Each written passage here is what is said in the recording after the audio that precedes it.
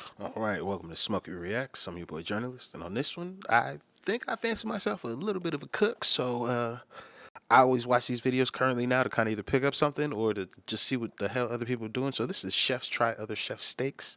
So I wanted to see if this was going to be any good, if they're doing anything that I know, or that I'm just like, oh, that's just passe, that's just taking too much time, that you just staunch with tradition. So yeah, let's check this out. If you could, please hit that like and subscribe. If there's more of these you want me to check out, please let me know. And yeah, let's get into it. What makes a good steak is the steak needs to be cooked perfect. Obviously, there's a place for the well-done people over there. I'm looking for like kind of like a medium rare. I don't give a fuck. If you want your steak well done, you want your steak well done. You want a fucking bleeding cow, you want a bleeding cow. Stop being elitist over a fucking steak. Can you afford to eat a steak? Cool. Then you can have it however the fuck you want. Bottom line. Kind of steak. Oh, and that wasn't just for that guy. There's an entire community of you elitist pricks about fucking steak. Like, calm down, bro.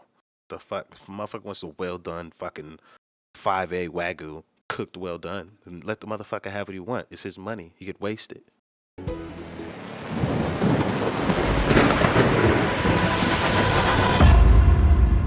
It's raw. It's a steak guys. tartar. Today we're gonna be Why are you cooking gonna say steak it's raw? dishes. And then the chef with the highest score will get the award for being the best You know what chef it is. in Australia. Oh, No, is this just what this kidding. is? They're just gonna Shut up. get the bragging rights for winning this video. Steak to me is something you go out and eat. It's just got to be, you know, melt in your mouth, and it's got to have a good side to it. A lot of chefs learn how to cook with this really early on, and This pronouns thing. It's big over there. It's crazy. What? That's crazy. Everybody's got their pronouns up? Huh. That's new. it's like the one thing that you need to know how to get it right. What happens when you think of steak in your mind? It's really a piece of meat. I'm so excited. I love steak. Let's go eat. So I chose surf and turf just because it is really Australian. Beef and the seafood they don't Nice need prawns. much to be done. They're really good by themselves. So You what got I'm gonna calamari do rings on there first is I've too? got 150 grams of chopped butter at room temperature. And here I'm going to be adding about a teaspoon of miso paste, some seaweed, and then also a squeeze of lemon. I've got my T-bone steak here. I'm just going to salt one side and put that down on the pan. Now it's gonna sizzle, it's gonna be awesome. And I'm using sea salt flakes. Don't use like table salt just because it's too small. It'll make your steak way too salty. Next, the sea. Use whatever fucking salt you have access to and moderate your portion size based on the size of your salt. If there's smaller granules, you will need less of it because it will spread out or cover more. If you have a large chunk like he did, his steak is actually undersalted because he's not using enough and it's fucking flake. Granted, it may be sea salt, but still, it's it's still gonna be undersalted. Seafood. Today I'm using Thick king ass prawns. steak. And now I'm also just gonna add some squid, and now I'm Those just gonna prawns look good, quickly though. cook that because you don't wanna overcook this because it'll go super rubbery. So it should only take about 1 minute to 2 minutes. And then I'm just gonna put it on top of my steak, and I'm just serving it with some steamed broccolini. And now I've got the butter here, put that on the top, and it's just gonna melt. Yeah, don't trust this nigga seasoning advice at all. That butter is probably the most flavorful thing on his plate.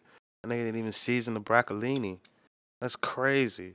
And only use the excess leftovers from the fucking steak to season the fucking... That boy seasoned one thing.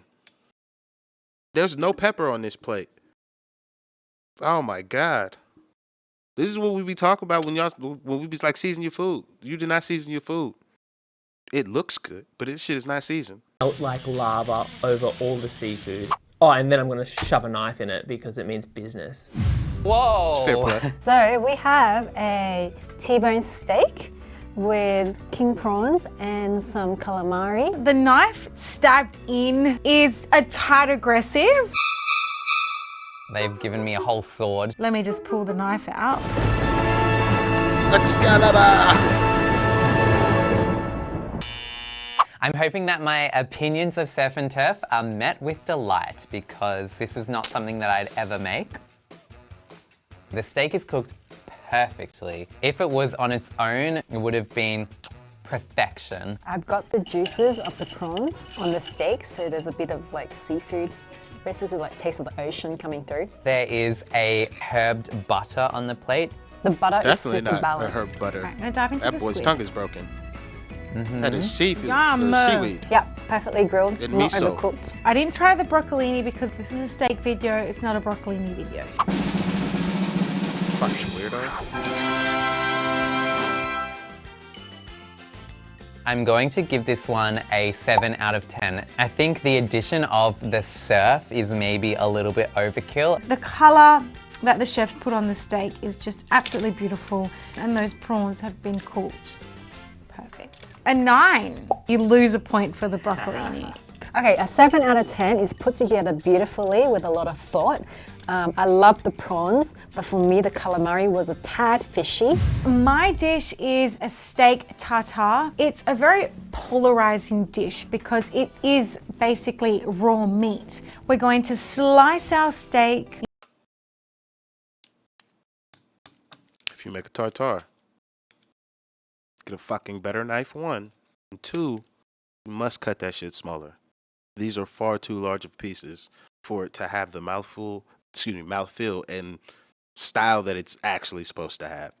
That shit is carne asada size. That is not proper.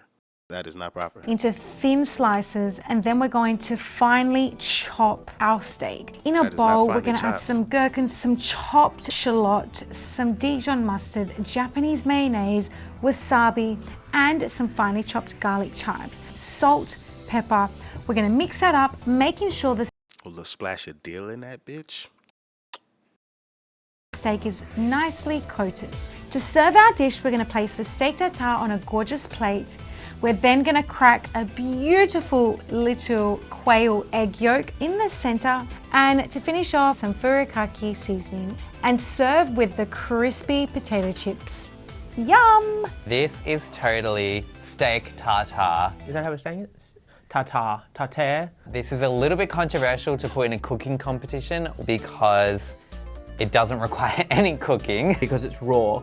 This one looks a little bit Japanese inspired. We have a beautiful sort of layer of the steak, and then there's a baby egg yolk that looks so adorable. The egg yolk in the middle is from a very tiny chicken It must be from like a quail egg. or a quail. I think it's a tiny chicken. With some I like potato tiny chicken chips. better. In order to get this, it takes a lot of time and attention. The beef is seasoned It's literally called the julienne or fucking mandolin. Takes literally no time or attention. Very quick. Very quick. That motherfucker does not get in the kitchen very often. Or he just wants to seem more prompt about this than necessary. Like, let's take the airs off of this shit, buddy. You're on fucking bed sheet. Like, chill out. already, and all we need to do is blend the egg yolk through it. Because it kind of acts as a bit of a sauce. Ise binder. Right now I'm tasting a lot of Dijon mustard. There's a really good saltiness with a hint of spice. I think it's wasabi. The seaweed actually has like a lot of Good pick. flavor and a lot of punch. Let's try it with the chip. The chips are crispy, nice and thin, they don't break apart, really good vessel. Because there's so much complexity, there is kind of like an aftertaste that you get. I feel like I can taste like sesame seed oil. Like there's something on it that's not part of the traditional vibe. It just sits on the back of your palate after you've eaten the meal. I'm gonna give this a 9. I really like it. For me to give it a 10 would probably just be a smidge less sesame seed oil. I like the creativity and the presentation. I love the chips, but I think it could be elevated with a tweak on the seasoning. I would rate this dish 7 out of 10. Overall, I would say that this is a near perfect dish, and I'm gonna give it a 9 out of 10. Today I'm doing a stir-fried beef and potatoes in a honey and pepper sauce. Not even heard of Today that we're before. cooking with flat steak. It's a thinner piece of meat with a coarser texture, but it's great for holding up marinades. Now we're gonna first dice up the beef and put it into a bowl, and we're gonna season it with soy sauce, a pinch of sugar, black pepper, and a potato starch slurry. You're gonna mix this all together and then give the beef some time to soak up the flavors. Now we'll heat up some oil in the wok and we'll put in our pre-boiled potatoes to fry. Fry until they're just lightly golden. Now take the potatoes out to cool down. Once they've cooled down, we return them to the hot wok to crispen them up again. Yeah, heat the oil up till it's really hot and we'll put the marinated beef in. Just very quickly so that it gets... Little tip. If you do the meat first and the potatoes after, the potatoes will actually pick up the flavor from your meat and it'll help clean your grease. Get a nice crust. So just in and out. Heat your wok up, add a spoon of oil, and stir fry your onions, garlic, and black pepper until fragrant. Now add in your peppers and sweat. You can hold off on the black pepper. She's gonna add more stuff so it might not burn, but you could just actually hold off on that black pepper because it might burn. It's a little early. But besides that, you're good. Those off. Return your beef to the wok and add in a few cubes of cold diced butter. Let the butter foam and we'll deglaze a pan with a splash of Shaoxing wine. Now we add our seasonings. Wine. I'm going to season the Oyster dish sauce. with oyster sauce and a bit of mushroom soy. Return the potatoes to the pan and toss everything together. So make sure the heat is on high so that the sauce evaporates a little and coats everything nicely. To finish, we're going to drizzle the dish with honey. This will give the dish a nice glaze. And then we plate it up. I chose this dish because it's very nostalgic for me. So when the chefs try my dish today, I want them to feel like they're eating on the streets of Hong Kong. This looks really good and it smells, it's got like Asian vibe smells. Oh my God. It's like a sweet caramel smell. It looks absolutely divine. Kind of looks like Mongolian beef vibes. Stir fry. Oh wow. The flavors on the plate here are quite understated. I think I'm getting like a sweet and sour or like a honey soy kind of flavor. It does remind me of like, yeah, Hong Kong a little bit. It's taking me back. Yeah, I love it. It was gorgeous. I like it. Now for these potatoes. Oh, yum. Those potatoes were cooked beautifully, super crispy, really nice texture in the center. Yeah, so we've got lots of capsicum in here. Which adds a little hint of sweetness. Which is nice. So we've got lots of capsicum in here. The fuck do y'all call a bell pepper? A capskin? What the fuck are these capsicums gonna Crispy, really nice texture in the center. Yeah, so we've got lots of capsicum. What the fuck is this man saying? Y'all don't use the word bell pepper? Just like they fucking call the eggplant an aubergine in the UK?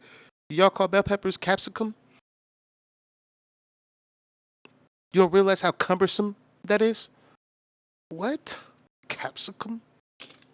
The fuck is that? The fuck is an aubergine? It sounds like an old lady's name. I'm going over to Aubergine's house. We're gonna play fucking shuffle. Here. Which adds a little hint of sweetness. Which is nice. But like the true hero of the dish is definitely the beef. The steak was really good, just a little bit chewy. It was nice to have the textures of the veggies. A 7 out of 10. Texture's great. The beef is tender, slightly chewy, but yeah, the flavor is really there. They're gonna give this an 8 out of 10. It's totally blown it out of the ballpark for me, this one. It's almost been my favorite, but I'm going to rate this one an 8.5 out of 10. I am serving a medium rare steak with a pepper sauce with a side of my secret weapon, cracked potatoes. Check out my TikTok if you want to see the full recipe. I start off with seasoning the sirloin. I'm going to add some salt and pepper on there very generously, and then I will say that motherfucker know how to season his food though. He know how to eat and maybe season. we're going to add some grapeseed oil into a skillet and heat that. I am adding that steak on and it is going to sizzle. Just listen to that. I'm going to time it 2 minutes each side, so I'm kind of not really touching it too much. Flip! And now I need to render that fat. So I'm going to hold the steak with the tongs just on its side and make sure that it goes golden and caramelized. It's going to be absolutely delicious and it's going to add more flavor to this dish. Now that the steak has come to about 3 minutes in the pan, you add butter in the pan with some herbs as well as garlic. and then you need to baste the steak I've never seen an addition of bay leaves in this process. over and over again. So once I take it out of the pan, I'm letting that steak rest for about 10 minutes. That's gonna make sure that all the juices stay inside the steak for when I serve it. And then I'm going to add my secret weapon, Smashed cracked potatoes. Now I've made these by smashing soft-boiled baby spuds, and I've added chicken salt on. It's going to be so delicious. Just baked them in the oven. Them shit's gonna be fire, yo. So the steak will be served with the pepper sauce. I'm going to use the pan. I'm just going to empty all the garlic and herbs and oil out, but I'm then going to place in some alcohol, and that's going to evaporate. Once that's gone, I'm going to add the pepper in and just give that a little roast in the pan. And now it's time to add a little bit of beef stock and then some cream. Basically just reduce that until it turns a nice tan brown color, and that's going to add some amazing depth and flavor to my dish. You need to reduce that shit another minute or like a minute and a half. That shit's so loose, blood. It don't got no body. Overall. I can still see the steak through the fucking thing. There we go, a little garnish of thyme on top to finish it off. So I think the chefs are gonna love this. Let's see what they think. It's a bit more classic, like a little bit country style with a bit of... Ooh, that's a pepper sauce. Yum. You know, you got your roast potato, which look super crispy, almost like they could have been deep fried. The steak looks a little rare. It's actually got a really nice crust. It's delicious. Also quite lean. Yum. Don't forget, it's steak tartar. Talk about this steak look rare. Maybe I'll try it with the sauce now. There's like heaps of peppercorns. Wow, that sauce is good. It's kicking. Potatoes, wow. Ooh, they sound really crispy. Fluffy, yum, yum, yum. Presentation, beautiful. Very classic, but unfortunately the steak was just too rare for me. I'm gonna score this dish an 8. The steak is cooked beautifully. You can tell that the pan was super hot because you've got still this really nice like crust on the steak on either side, and that's what you really want because you still want that caramelization, almost that sweetness in the steak, and yeah, they've nailed that. I'm going to be giving this an 8.5 out of 10. This feels really homey. I feel like I'm at like, I don't know, maybe like grandma's house or something. Out of 10.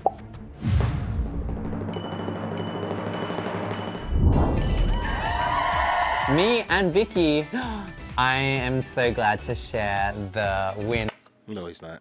He's definitely upset. with her. Go me.